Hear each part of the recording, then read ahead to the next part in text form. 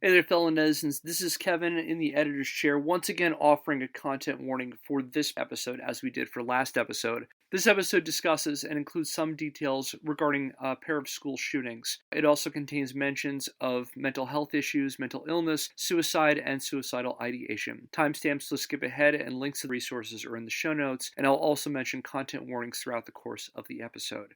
So with that out of the way, let's get to the show. Dave Grossman's life's work could best be described by that movie expression, based on true events or inspired by true events.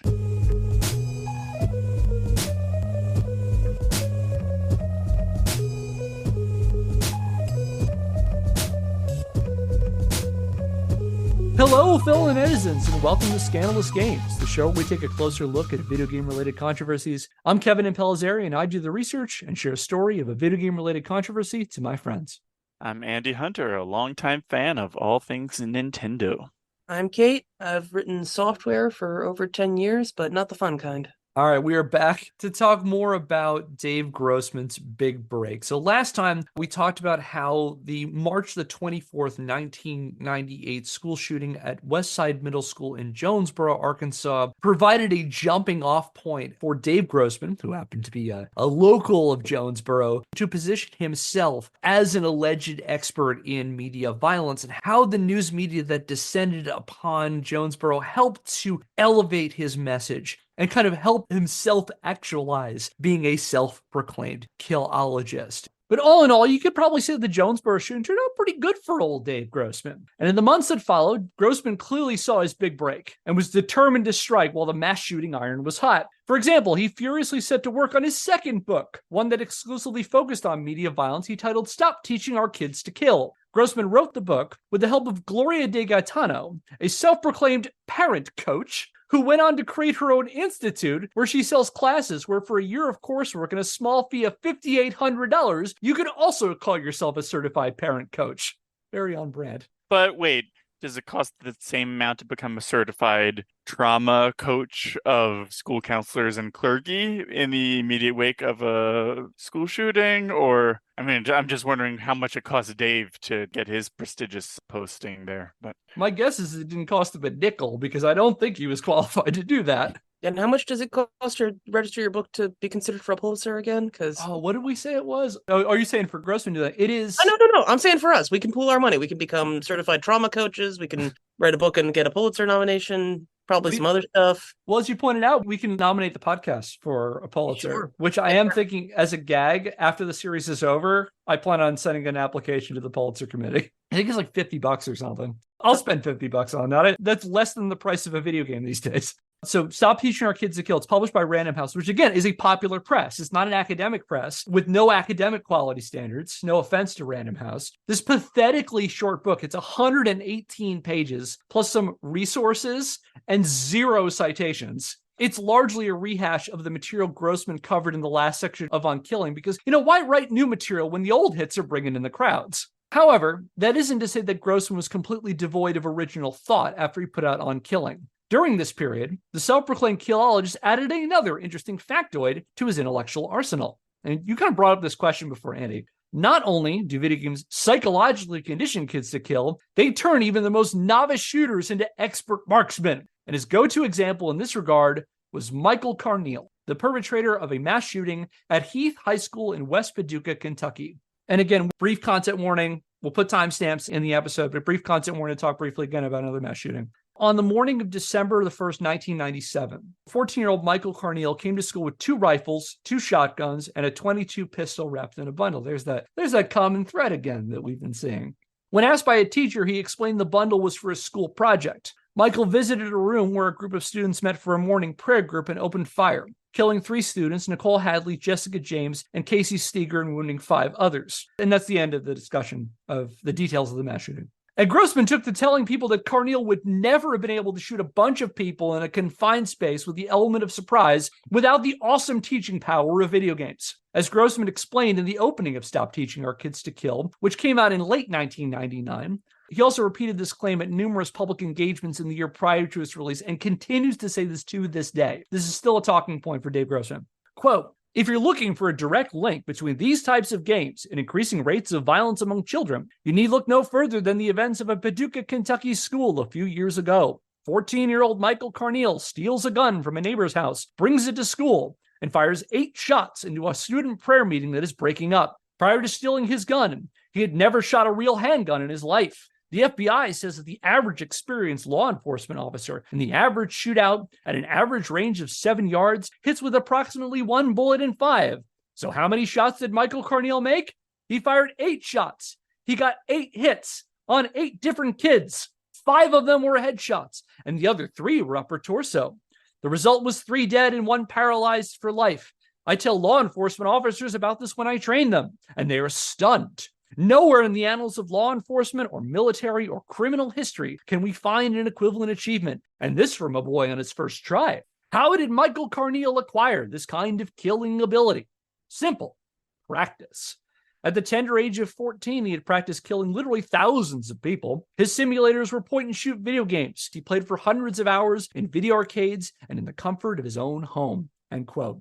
In his 2002 book on combat, Grossman also claimed that the very first victim in Carneal's shooting spree was Michael's girlfriend, whom he allegedly shot right between the eyes. And this is a claim I've never heard anyone else but Dave make, probably because none of it is true. Thoughts so far about this assessment that of a kid who never fired a gun in his life and is suddenly this deadly marksman?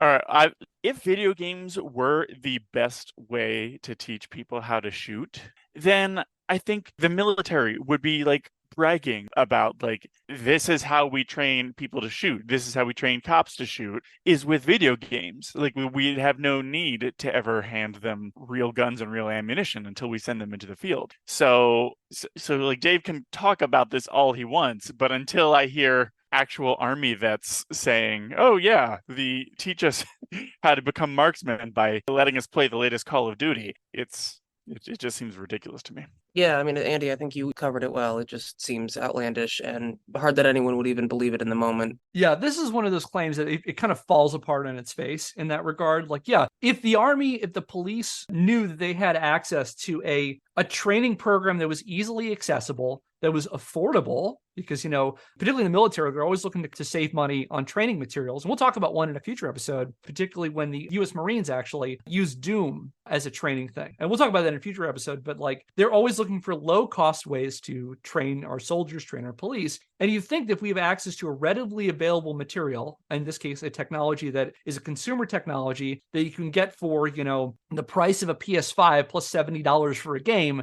you think that every precinct would have this, every military base would have this, and all we would do all day, it'd be that scene in the movie Toys, where all the kids are sitting in the arcade and the general's saying, these people could be turned into the most efficient smart bombers we've ever seen. And yet they don't do that. It's funny because you think that the same generation of people who, grew up on video games, then join the military, join the police. And you think also Dave would be an advocate then of video games because, he trains police for a living. And he often says that police need to overcome their resistance to killing and be ready to shoot anybody that they see at the slightest hint of provocation, the slightest fear for their own lives. You think he'd be an advocate for them playing a lot more video games as opposed to saying that video games are the source of all of our ills.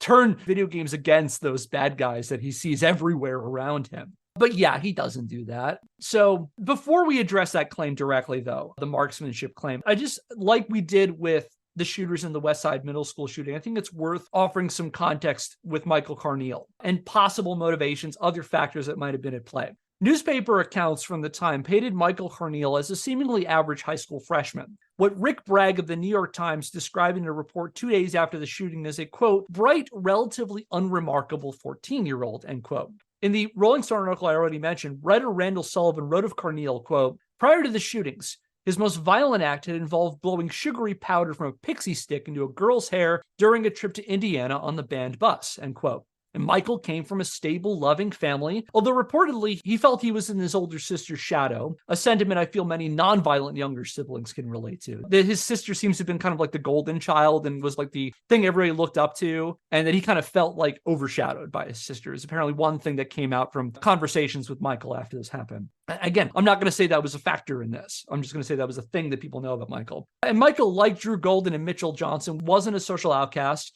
He had friends, he dated from time to time. It's also not clear how much he was bullied, although he definitely felt the emotional abuse and humiliation of being in high school. The worst episode was when someone published an article in the school paper insinuating he was gay, leading to kids calling him gay slurs. And this might have driven him, another brief content warning here, this might have driven him to a suicide attempt. He was also apparently a bit of a prankster, and like Mitchell, wanted people to think he was a tough guy, even bringing stuff from home and telling people he stole it.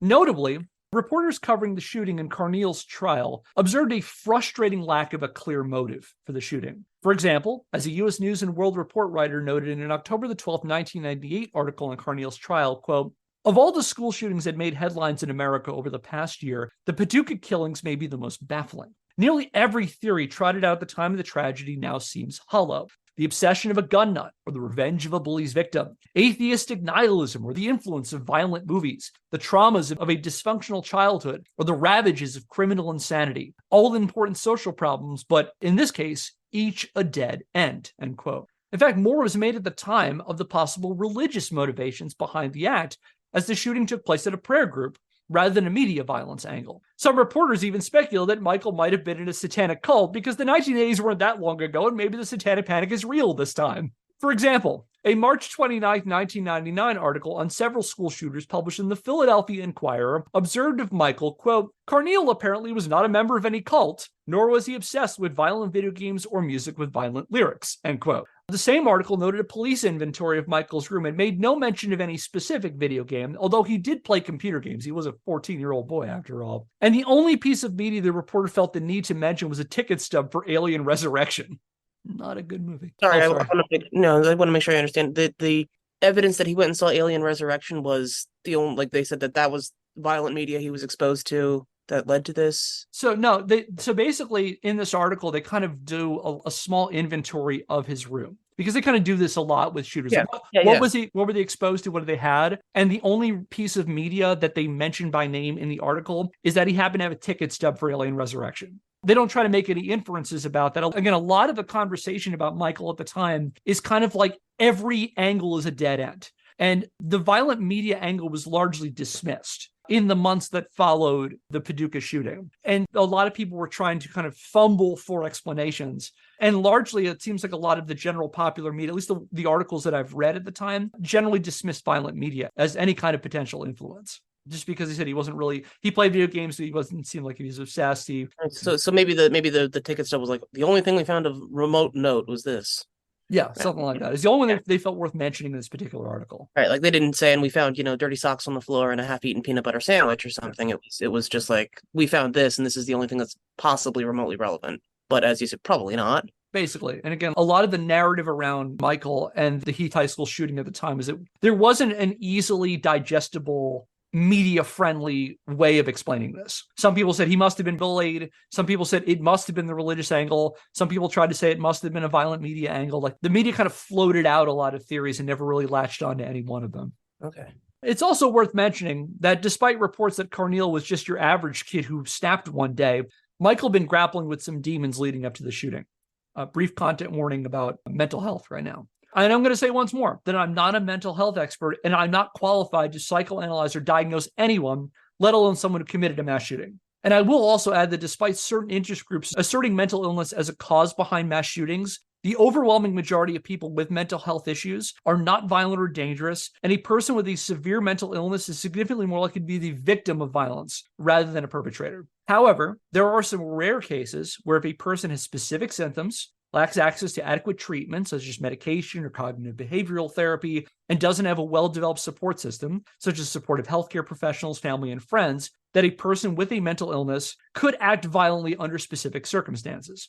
And by all the reputable accounts I've come across, Michael Carneal might have been, again, emphasize might have been, I'm not qualified to diagnose him, might have been one of those rare cases. Conversations with psychologists after the shooting revealed that Michael suffered from severe paranoia and hallucinations. He thought demons were after him. He lived in constant fear that people would break into his house and kill him and his family, prompting him to sometimes sleep in the living room or keep kitchen knives on him for protection. He hid metal objects under his mattress because he was convinced someone with a chainsaw was going to come up around the house and cut off his legs. He also heard voices and grappled with depression and suicidal ideation. After his arrest, he told the psychologist that he initially planned to just bring the weapons and to show them off and scare people, and that he may have heard a voice telling him to open fire. And I've also read some accounts that after he was done shooting, that he hoped someone would kill him. During his trial, Carneal's defense argued he was a victim of persistent bullying, and a defense psychiatrist diagnosed him with, and this is from a Washington Post article, quote, chronic depression accompanied by feelings of low self-esteem and showed traits of paranoia and a schizophrenia-like personality disorder, end quote. Carneal pleaded guilty but mentally ill to 3 counts of murder, 5 counts of attempted murder, and first-degree burglary. And on December the 16th, 1998, a judge sentenced him to life in prison with a possibility of parole after 25 years. His parole request was denied on September the 22nd, 2022, largely on the weight of concerns that he'd be unable to manage his mental health on his own, and he will spend the rest of his life in prison. And it's also worth mentioning that as far as I can tell, no parties in the legal system, including his prosecution, defense, or representatives at his 2022 parole hearing, presented violent video games as a factor or motivation behind Michael's actions. It looks like nobody credible took this seriously. Wait, what's this credible? I mean, if Dave Grossman is saying it, I don't know why you did all that other talking. I mean, Dave Grossman said it, and so we have our answer, right? Yeah, if we take nothing from the rest of this, is that Dave Grossman was right about everything, and I'm just a hater because he sold more books than I have. But seriously, fuck Dave Grossman. Yeah. But all that didn't stop the Killologist from portraying Carneal as a normal kid suddenly activated by playing too much Body Harvest. And it didn't take long for Grossman's claim of Michael's deadly accuracy to make the rounds through the pundit and newsospheres, and numerous reporters uncritically repeated Grossman's claim that Doom turned Michael Carneal into a deadshot. One of my favorites. It's one of my favorite parts of this episode. One of my favorites was from a May the 10th, 1999 conservative newsletter with the nerve to call themselves Accuracy in Media, which wrote of Carneal, quote, in the Kentucky case, the young killer, 14-year-old Michael Carneal, had never undergone any firearms training. He learned to shoot and kill from the video game Doom. When he walked into the Bible study meeting at his high school with a gun, he proceeded to shoot his victims with deadly accuracy, end quote. And while they didn't mention Grossman directly, they did note a quote-unquote former Army colonel who had been raising the video game alarms on mainstream news shows like 60 Minutes and The Today Show. I found a reprint of this article on the group's website, and I feel it's worth mentioning that Accuracy in Media, despite professing on their website, quote, to expose media bias, corruption, and public policy failings, end quote, a lot of their material is filtered through a decidedly evangelical Christian conservative lens, seasoned with more than a little fear-mongering and conspiracy theories. For example, a recent article that appeared alongside the text on this 1999 article. So when I was reading this on their website, this other related article popped up and it said, quote, Kotaku is propagandizing its readers. Act now. Act now is in all caps, end quote. Kevin, you are just messing with your algorithm right now. Like, you might also like. Oh, gosh. Yeah, I had to be very careful about how I approach these things. The stuff I'm going to start seeing, you know? It looks like you're spiraling into conspiracy theories. Want some help with that? Here's a shovel. Sounds like Q is right for you. So yeah, my curiosity thus piqued. I wasn't going to not read this article now. I checked the article, which brought me to a petition addressed to the editors of the gaming news site, declaring Kotaku, quote, is pushing left-wing propaganda on its readers, end quote, and accusing them of trying, quote, to create class warfare to turn young people against capitalism, end quote. I think capitalism already does a good enough job turning young people against capitalism. Dude, I almost wrote that into the script. It's like, yeah, I think capitalism is turning kids against capitalism. Great minds. That article about Kotaku, that was wow. But yeah, Kotaku's contributions to the dialectic notwithstanding, this raises an important question beyond the context or motivations behind Carneal's mass shooting. Is it true? Did Michael Carneal manage to go 8 for 8 with 3 headshots thanks to his hours upon hours of playing through knee-deep in the dead? And this is actually a really hard question to answer because I have been unable to independently verify Dave Grossman's claims of Carneal's deadly accuracy. For example, accounts differ on exactly how many shots Michael fired. I've read anywhere between 8 and 12 shots, to say nothing of his accuracy. According to reports, Carneal used a Ruger 22 semi-automatic pistol, which can carry 10 rounds. So it's possible Grossman inferred the accuracy based on the gun's capacity and the number of victims. But I haven't really read anywhere that isn't citing Dave about how many he actually hit, where he hit them. I'm not seeing this anywhere really reported. Again, on top of that, I've yet to find someone referencing his alleged accuracy who isn't citing Grossman directly, or someone who's in some way affiliated with Dave Grossman. For example, I found a 2007 book on the use of violence in the media as a legal defense, which included a quotation from Michael Breen, who was the prosecutor at Carneal's trial, who marveled at Michael's video game field accuracy. However, checking the actual source cited in the book about this accuracy, the author doesn't cite Breen or the court records. Rather, they cite a 60 Minutes interview with known, reliable, impartial source, Mr. Jack Thompson. Oh, man. It just keeps turning like a bad penny. Yeah. You'll never be rid of me.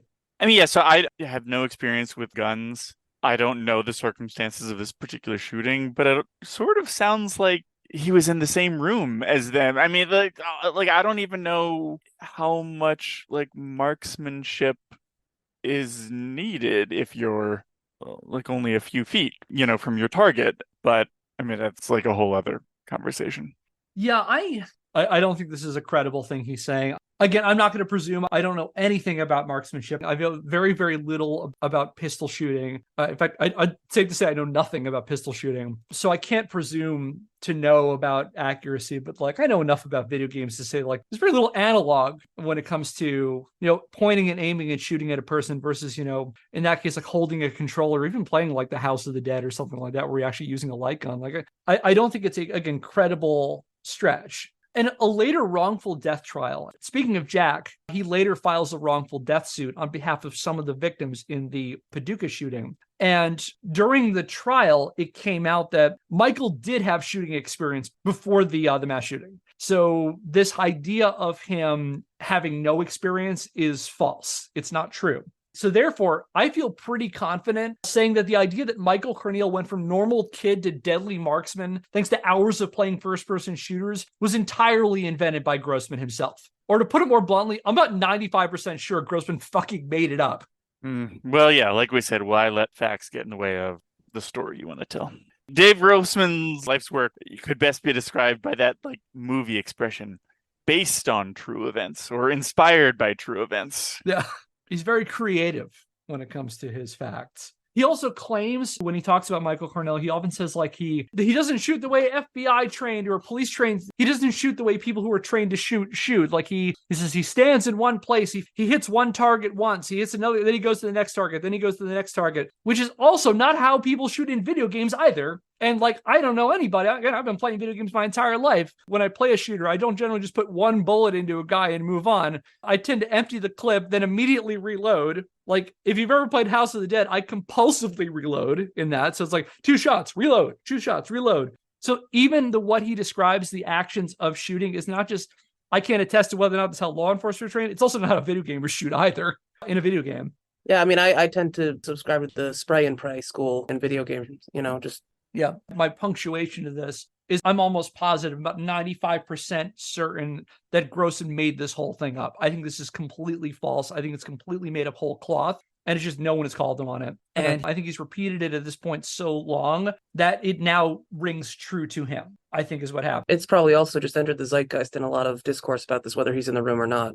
Yeah, it's like what I've heard about the line of reasoning that Trump had, that where he's like, he floats out something as a false thing. He makes up a thing whole cloth, and then the news cycle repeats it, and they repeat it, and they address it, and then he can turn around and say it is like his next rally or whatever. Lots of people are saying this. You've made a false thing. People are talking about the false thing, and the fact that people are talking about the false thing gives you justification that the false thing is real. I think that's what Dave is doing. And so throughout 1998 and into 1999, Grossman's public presence as a media-anointed expert in video game violence continued to grow.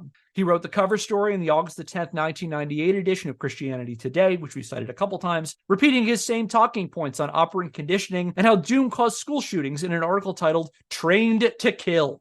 He published a similar article in the January 6, 1999 edition of Reader's Digest titled Teaching Kids to Kill for the Thrill. He also sat for a lengthy interview that was published in the October 1st, 1998 issue of Rolling Stone, which we've also cited a bunch here, where he claimed, among other things, that violent media leads to domestic abuse and creates broken homes, declaring, quote, "What we know, and it's been proven beyond dispute, is that television is a greater factor in this increased degree of violence in our society than all other factors combined. And that includes broken homes and abuse and neglect and all those sorts of things. The data linking TV viewing to violent behavior is 3 times better than the data linking tobacco and cancer, end quote. And these wild, unsubstantiated claims that reporter Randall Sullivan irresponsibly failed to offer any kind of pushback for. Like, at this point, he's just making shit up on the fly and throwing it out there because sometimes all you need is confidence. And all you need to do is say something with conviction and people will assume that you're correct. And especially if they don't realize that you're operating in bad faith. Yikes. Get over here. All right. Is this a Pokemon or a medication? Staravia. I'm reminded of a Pokemon called Staraptor, and I wonder if Staravia is the evolved form of Staraptor. So I'm going to say this is a Pokemon. My first instinct was Pokemon as well. And so I think, Kevin, you and I have been pretty divided this episode on these. So I'll go with you. I'm so glad to see this game now bringing people together instead of dividing them. You were half right, Kevin. Staravia is a normal/flying type Pokemon introduced in Generation 4. It evolves from Starly at level 14 and then evolves into Staraptor at level 34. Oh, so it's an evolved form of Staraptor. Yes, it's the middle stage.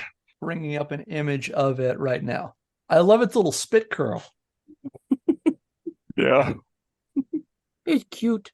Some of those mid-level evolutions are always like, they feel like they're kind of half-baked. Mm. It's like, here's this cute thing, here's this really cool thing, and we need like a bridge between the two of them. Here it is in its awkward pubescent years. Yeah.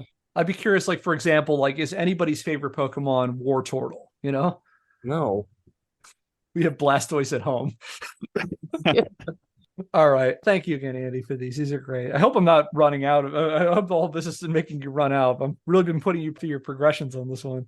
I think we've got enough for today, and then I'll need to dig up some more for next time. All right. So again, he's just throwing all this wild shit out there, and the press is just, they're basically eating it up, and they're just putting it out there for an audience. And again, just spreading this information out there. And around the same time, he also acted as an expert witness in a South Carolina murder trial where the defense tried and failed to argue that light gun arcade shooters, which, as we know, Grossman calls interactive point and shoot video games, were the real reason behind the shooting death of a convenience store clerk. And with that, let's fast forward a few months to April the 20th, 1999, and our last content warning for school shootings. When a pair of seniors at Columbine High School in Littleton, Colorado, staged an attack on their school. Failing to blow up the school with a set of homemade bombs, the two went on a shooting spree, killing 12 students and 1 teacher. Those were Cassie Bernal, Stephen Curnow, Corey DePuter, Kelly Fleming, Matthew Ketcher, Daniel Rohrbaugh, William Dave Sanders, Rachel Scott, Isaiah Scholes,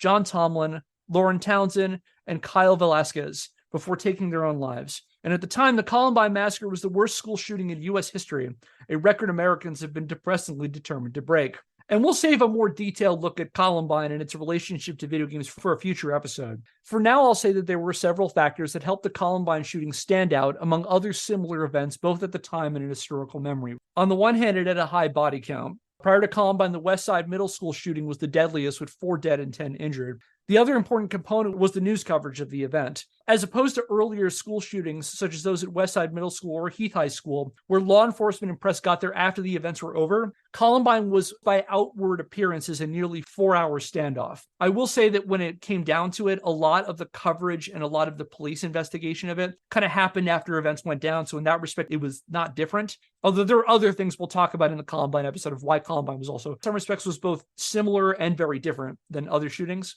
But by outward appearances, for most of America, it was basically a 4-hour standoff. As police assessed the situation, the media provided hours of real-time coverage, offering their thoughts, their assessments, their hot takes, most of which, as we'll learn in the Columbine episode, ended up being completely wrong. And on top of that, students in the school were constantly calling either 911 or calling the press when they couldn't get through to 911. So kind of creating a constant stream of new developments in the case and a lot of room for speculation about what was going on. And another important takeaway to consider. And again, we'll talk about Columbine in more detail in another episode. Another important takeaway to consider for our story is when it comes to Dave Grossman, Columbine represented the culmination of his ascent as one of the key figures in the violent video games debate. And this horrible tragedy, whose legacy resonates into the present day, cemented Grossman's position as a major force in the media violence conversation. In the 2 weeks after the shooting, Grossman appeared on several national media programs, sharing his thoughts on murder simulators, operant conditioning, and Michael Carneal's alleged accuracy on the likes of NPR's Weekend Edition, CBS's 60 Minutes, NBC's The Today Show and Meet the Press, and CNN's Talkback Live and Larry King Live. Other commentators repeated his talking points, further spreading his message that violent video games train people to kill. Never mind the numerous red flags about the shooters' personalities or the amount of firearms and explosives these shooters were able to easily get their hands on. Again, we talked about the one constant in all these school shootings is the access to weapons. And Killology also reached the highest echelons of American political power. In his weekly radio address immediately following the shooting, U.S. President Bill Clinton cited Grossman by name as he warned of the dangerous potential of games like Doom to turn impressionable young people into violent killers, saying, quote, "A former lieutenant colonel and psychologist, Professor David Grossman, has said that these games teach young people to kill with all the precision of a military training program, but none of the character training that goes along with it.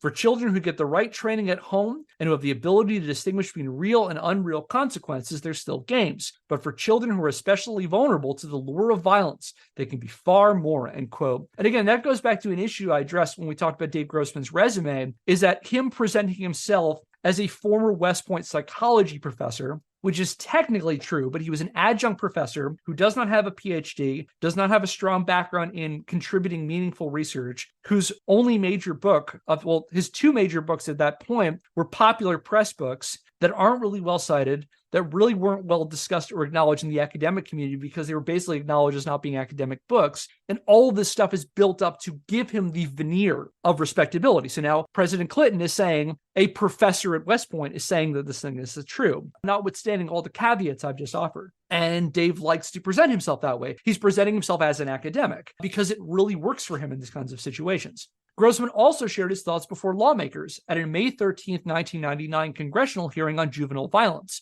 a hearing co-chaired by U.S. Senators Orrin Hatch and our old buddy Joseph Lieberman, whom previous listeners will recall was one of the lawmakers who oversaw the 1993-94 hearings that led to the creation of the Entertainment Software Ratings Board, and has been a pretty vocal, outspoken critic of violent video games. Later that year, on September the 14th, Hatch cited Grossman and On Killing in a statement for the Senate Judiciary Committee that asserted the close link between media violence and youth violent crime. Quote, "Violent video games have an effect on children similar to that of violent television and film. Some experts suggest an even greater pernicious effect, concluding that the violent actions performed in playing video games are more conducive to children's aggression. As one expert concludes, we're not just teaching kids to kill, we're teaching them to like it," end quote. Which is a loose quote of something Dave Grossman said way back in On Killing. Grossman has remained a public figure in the video game violence discussion ever since.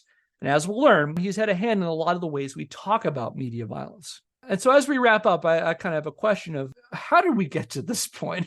How did we get to Dave being considered by, you'd think, people with more sense, a reputable source when it comes to violent video games? And I mean, I was gonna say, I think you hit the nail on the head earlier. You said confidence, and that seems to go a long way. He's speaking with conviction, and he's saying something as if it is a whole truth. I mean, we all know people like this. We all probably, work with people like this, or have people in our families who they speak with complete conviction about something, and it sure sounds like they believe what they're talking about, and it's almost intoxicating, or at least very difficult to parse out what is factual and what is not, particularly with the stuff he's talking about where you're looking for answers. Like I said earlier, if you want to try to make sense of something that you can't make sense of, then somebody who seems like they have all the answers, you're going to want to follow them. And then, as you say, they're picked up by news outlets, and they're picked up by pundits and politicians, and it adds credibility when, if you peel the layers back, it's like, what was the beginning of this? We see stories like this all the time, right? Of people who are basically just grifters who get lucky in the room, and then it snowballs. Yeah, I think the other side of that coin is, and I'm far from the first person to blame, cable news and the 24-hour news cycle of just like, it's no longer, at a certain point, even in our lifetimes, news stations had an hour of content that they needed to have each night. But as soon as you now suddenly have to fill 24 hours, then it's like, all right, well, yeah, who can we find to talk about this? You can't get away with just saying like, all right, well, these are the reports we've heard from the police so far. We'll keep you posted. Instead, you now need, while you wait for new reports, you need some confident talking head saying like, well, yes, as an expert on this, here's what are always the common factors in this case. So if it weren't Dave Grossman, it would have been somebody else saying, here's everything you need to know about why shootings happen in this country and why they're totally unrelated to the glut of guns in this country. Well, yeah, Kevin, you also mentioned earlier, like things about, like, say, retractions, where something maybe gets stated by a news source and then later on they realize that it's not true and then they'll print a retraction. And I know that we've touched on this in past episodes, but the idea of, like, how often do people necessarily keep track of that, right? You hear one thing on the news or you think you hear it and you read a headline and that just becomes a thing like, oh, well, you know what they say. Well, you know what I read, you know what I heard on the news the other day. And then even if it's completely disproven and put out there as disproven, it's depressingly, it doesn't matter at that point, for lack of a better term, because again, it's already entered into the consciousness, entered into the discourse, and then it becomes a matter of opinion. Yeah, I think you both hit on a really important point, that one of the issues, I was also going to blame the media. They're not the only person to blame, but the media did have a really big role in getting us Grossman, basically, anointing him as an expert, thinking that he was offering reliable information, but, it's flashy and it's something we can talk about for a bit. Are video games getting too violent? It's a conversation piece while there's no content. And you also reminded me of a thing about Kate. It's like how that whole situation about, like,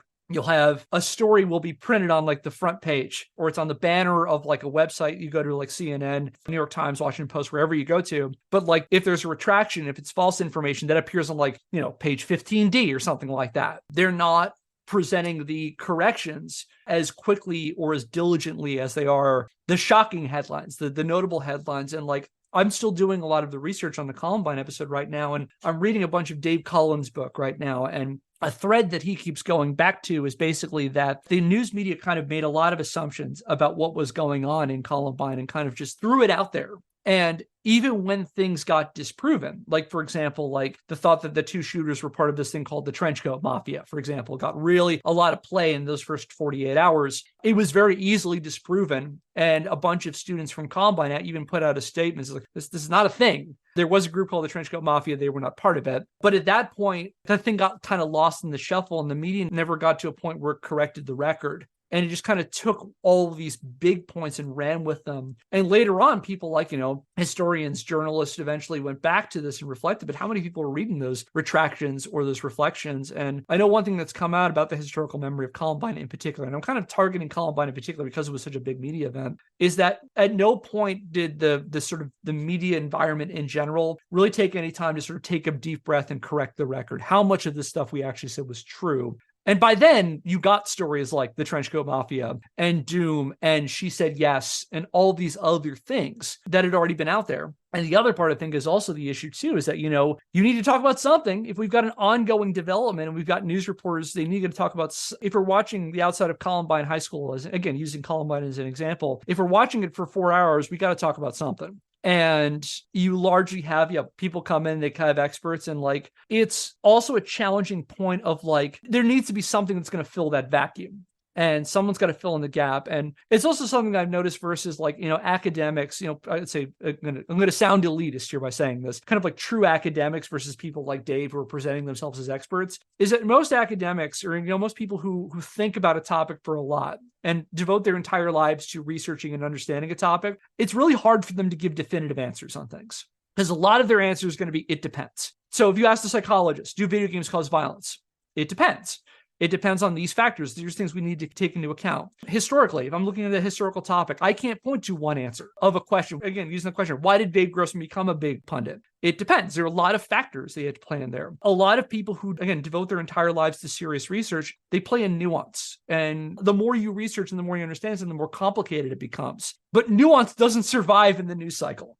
Politicians can't push for legislation on nuance. They have to get things that are simple and shocking. We need to get those guns out of the kids' schools. We need to stop violent video games. Like, they need to appeal to emotion, and because people are not rational sometimes. And when it comes to these kinds of things, and also just the fact that like the news media appeals to emotion, that's how you get people to stay and watch as you get these new developments and things. And this is a guy who Dave does not deal in nuance. He deals in the opposite of that. He's got simple, he's got straightforward, and he's got definitive answers. Again, going back to this whole thing about like the evidence linking television violence to violent crime is 3 times better than the link between smoking and cancer. Like, that is a big, shocking statement. No rational person who has studied those topics would ever say that.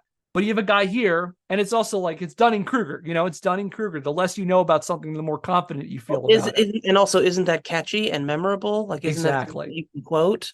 Yeah. You know how bad this problem is? It's worse than cancer. And how many of us know someone who's gotten, yeah, exactly. It's a flashy, it's a shocking appeal to emotion, and he doesn't have to sit in the nuance. He'll let other people sift through it because his thing will run on the first page. Again, using the newspaper analogy, his will run on page 1. Video games caused the shooting. And the correction to that, where you have actual experts that say, well, there's all these other factors, it'll run page on 15D or whatever. It's not going to be the flashy headline. No one wants to hear on the news thing. It's complicated. They want simple and quick answers. Yeah, exactly. And like, if I've already heard this and I want to believe it, I've brought it in and accepted it as fact. You come back to me later on with information, just objective information that disproves this. That goes against my narrative. That goes against what I want to believe. And therefore, like I said, then it becomes about emotions and opinions as opposed to objective fact and taking in new information and learning more. And the other part of that is that even a false information, even something you're not certain about initially, sounds more certain with repetition. If you hear something over and over and over again, eventually, like I worked as a tour guide for a long time. And the site that I worked at, we were pretty good. We had a very diligent historian who would go in and critically examine things that we would say on tours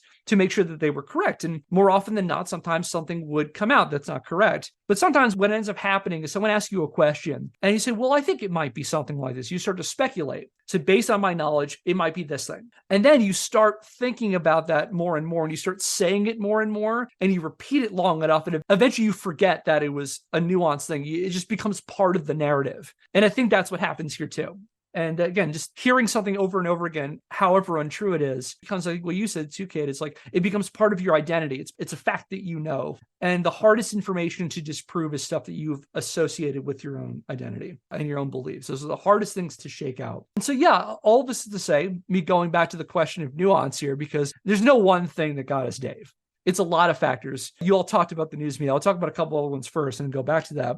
In my opinion, Dave's rise to one of the, if not the most dominant voices in the violent video games debate is a combination of Dave being in the right place at the right time during a period when anxieties over video game content were a growing topic of concern. For example, his 1995 book and the Jonesboro shooting in 1998 were in the wake of the 1993-94 moral panic over violence that led to the creation of the Entertainment Software Ratings Board, and go back to our past series about that. So the conversation about are video games can they desensitize people? Can they cause violent behavior was a big topic of conversation. The ESRB was created as kind of a check to that. And so people are starting to think about, people are looking at violent media a lot more carefully, particularly when it comes to video games. On the other side, though, as we covered in our deep dive into its creation, the ESRB offered protection to the industry and in many respects made it safer and easier for companies to push the envelope, reasoning that the M rating says why you shouldn't get Chainsaw Blood or G7 for Precious Dylan and Samantha.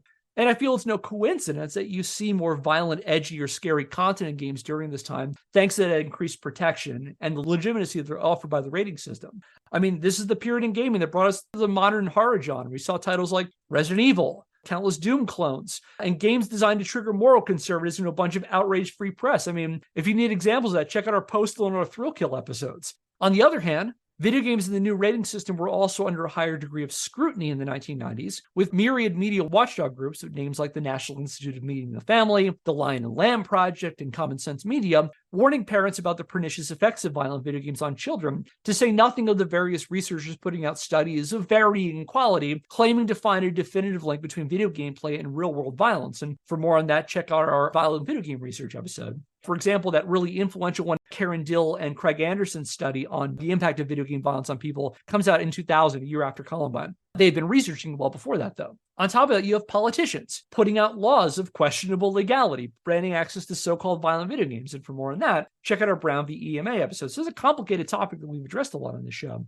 And in these respects, the pump was primed for someone to jump out and take advantage of these factors. And Dave had not only put out a book at just the right time to capitalize on these anxieties, and he was blessed with the good fortune of having a brutal school shooting that got a lot of media attention happen in his hometown, which is really convenient for him in kind of a fucked up way. And on top of that, something we've already talked about a bit here is that Dave was clearly more adept at taking advantage of the media than many of his other anti-media contemporaries. He's really good at jumping in front of reporters and saying definitively what's happening, and he can lean on people not looking too closely into his academic rigor and his alleged academic background. And on top of that, we've talked about in the past how American news media during the 80s and 90s was shifting away from a public affairs-oriented, hard-hitting journalism approach into a more sensationalist model designed to draw in ratings, sales, and most importantly, advertising revenue. And Grossman offered a quick, easy, and in my opinion, extremely ratings-friendly solutions, where the press could plaster sensationalist headlines about how video games train kids to kill and run countless news segments superimposed over footage from Doom and Quake. And you can't underestimate the role the media played in advancing Dave's message and transforming him from rando adjunct into a full-blown expert. This then leads into his usefulness for various interest groups and people pushing specific agendas, like opportunistic politicians or the likes of the gun lobby. In a certain way, we're kind of all to blame for Dave Grossman in that respect. So all of these kind of factors come to a head with this one person. And so now that we know a bit about how Dave inserted himself into the video game conversation, next time, we'll shift to how he waged his personal war on video games, the tactics he employed, and we'll learn how, in some ways, Dave's approach became kind of the central talking points and influenced a lot of the way we think about violent video games as a whole. And along the way, we'll also see some familiar faces from past episodes. So we'll go into checking how you're both doing, Andy and Kay, but I think just for old time's sake, one more time, get over here. All right. Both of you, your best guess, Pokemon or prescription drug Spiriva? That sounds like a medication to me. Yeah, it sounds convenient to be a Pokemon, but I also think this is a medication. So I'm going to say medication. It is a brand name for tiotropium bromide, which is a long-acting bronchodilator used in the management of chronic obstructive pulmonary disease and asthma. So, a good guess for you both. Oh, by the way, while we're on the subject, we were talking about who likes any of the middle evolutions best. I like Dragonair best of that lineup. Oh, Dragonair's nice. Yeah. Charmeleon is also nice. Yeah. Just some love for the middle stage evolution Pokemon. All right, so let's just kind of check in. How's everybody doing? What are people's thoughts about the journey we've taken? Oh, I mean, it just seems like Grossman was basically using the same playbook he used everywhere else. Just like, all right, I'll make claims and trust that nobody's going to verify them. And I mean, it is wild to me that, like, it's one thing to make claims about, like in his claims about On Killing about the firing rates. At least that was based on pre-existing work. Debunked as that pre-existing work was, he could at least have a citation and say, based on XYZ, here's why I'm saying this. But it is surprising to me that it just, like, all right, yeah, I'll just, yammer off at the mouth, and, like, people would be like, all right, well, we needed somebody to say something, so you're as good as anybody else. And then, the one news report treated you as an expert, so then the next person is like, oh, we need an expert to talk about this. Oh, well, this is the guy it seems like we get to talk about this. And so then eventually you're the talking head version of famous for being famous.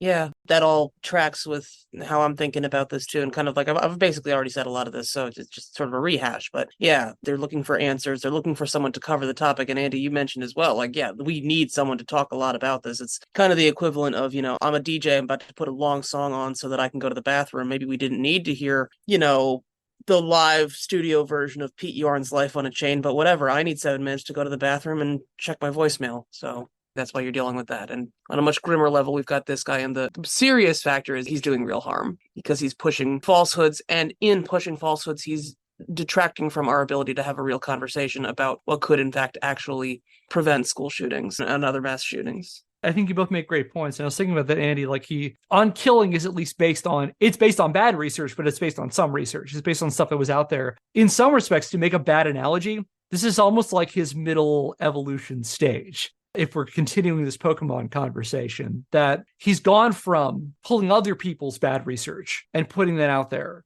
as fact. Now he's putting out his own information that people can then repeat his stuff as fact. That as long as he's out in front of a camera, as long as he's in front of a newspaper reporter, he can say all this stuff. He can say about Michael Corneal's alleged accuracy. He could say about the, effects of, training to shoot and kill and making you more accurate and things like that. And what will eventually happen is, again, if it's presented enough and not really critically examined or scrutinized, eventually other people start citing that. Politicians, like we saw Orrin Hatch and Bill Clinton, both citing Dave Grossman as an expert. And like other people, I've seen, for example, some of the people who are the biggest voices in the academic research that are claiming that there's a link between media violence and desensitization or real life harm and things like that. They eventually start citing Dave. And so it creates a system where he is putting out information, people are citing him. And so now we have this situation where like now he is starting to become the source, whereas he was citing bad sources, now he is the source. And this is that sort of really dangerous thing where people you think would know better, who could be more discerning, who have more integrity than a guy like him would see through that, and they didn't. And there was a lot of irresponsibility beyond just this person who was a grifter who did this. They propped up the grifter. They didn't need to do that, and they did that. And so next time, we're going to use this as a jumping off point to then talk about exactly the ways Dave Grossman attacked video games, the way he waged war on video games. And we're going to see some interesting faces in here and seeing some of the really fascinating threads that connect Dave to a lot of people that we've talked about a lot on this show. And that will do it for today's episode of Scandalous Games. If you like what we're doing and want to help the show, subscribe or follow us wherever you get your podcasts and leave us a rating. If you want to learn more, check out our website, scandalousgamespodcast.wordpress.com, where I publish the show notes and the sources for every episode. Our theme music is Occam Seek Me by Seek Knowledge via the Free Music Archive. Use under a CC BY NCSA 3.0 US license. If you have a question, comment, or idea for a topic for a future episode, email us at scandalousgamespodcast@gmail.com. And until next time, I'm Kevin Impellizeri. I'm Andy Hunter. I'm Kate. Thanks for listening. We'll see you next Scandal. Subscribe to Fat Roll Gaming on YouTube. Hello, fellow netizens, and welcome to Scandalous Games, the show where we take a closer look at video game-related controversies. I'm Kevin Impellizeri, and I do the research and share a story of a video game-related controversy to my friends. I'm Andy Hunter, a longtime fan of all things Nintendo. I'm Kate. I've written software for over 10 years, but not the fun kind.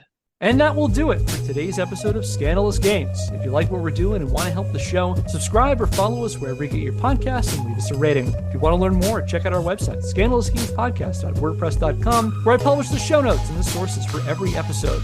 Our theme music is Occam Seek Me by Seek Knowledge via the Free Music Archive. Use under a CC BY NCSA 3.0 US license. If you have a question, comment, or idea for a topic for a future episode, email us at scandalousgamespodcast@gmail.com. And until next time, I'm Kevin Impellizeri.